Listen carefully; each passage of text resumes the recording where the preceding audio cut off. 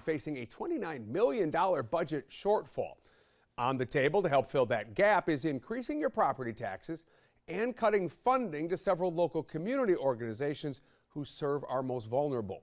One of those organizations impacted is Crisis Assistance Ministry. It's been around for 50 years.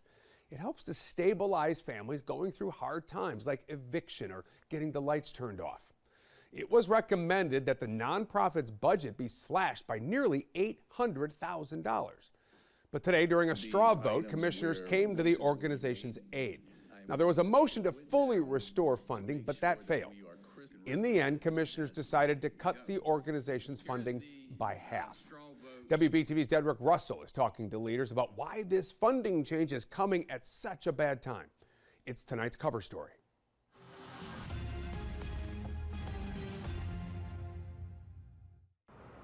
18,000 families in Mecklenburg County relied on Crisis Assistance Ministry last year, and on any given day, about 125 people stand in line to get help with their rent and utilities.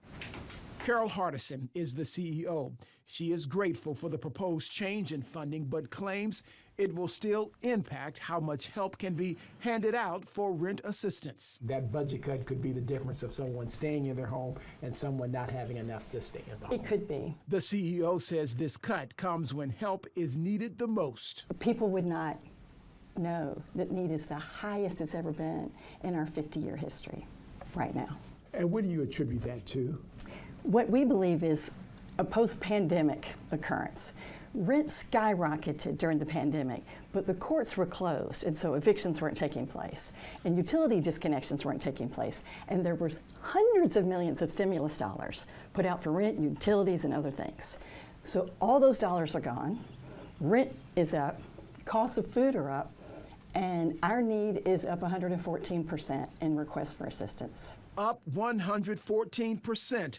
That's why Hardison and advocates who experience homelessness told commissioners the organization works and warned their decision could have consequences. Crisis holds a special place in my heart because it represents hope, dignity, and transformation. Your legacy is going to be a hurricane, tsunami, that's going to be engulfing families that are going to be that's hurting, that we see every day. And speaking of hurt families, in the latest housing stability report this year in Mecklenburg County, eviction filings increased by 37%. This means nearly 13,000 additional families were at risk of not having a roof over top of their heads. If the nonprofits that are serving the most vulnerable see a reduction, it will end up impacting the county after all.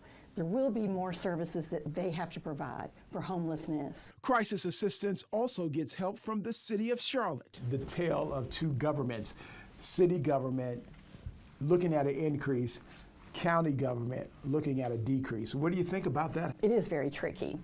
But we do understand it. I mean, the county does have a gap. It's why they're being forced to look at a tax increase. So we do understand. We don't think we're above any other great need, like in the people who are already homeless and people who are struggling with mental health issues.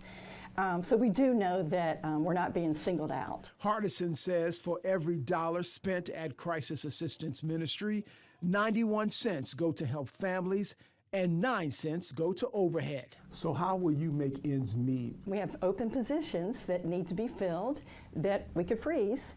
There's staff that we need to do casework. There's staff that we need to do fundraising. You can freeze those positions, and that will help. Not giving raises. To prepare for a tough year, cuts have already happened here. Every employee now has 1 cup that we use when we want to go to the break room and get water.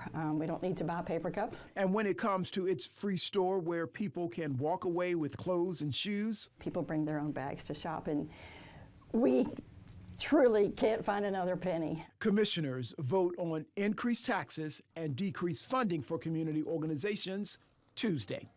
In Charlotte, Dedrick Russell, WBTV, on your side tonight. We'll stay on top of it. Dedrick, thank you.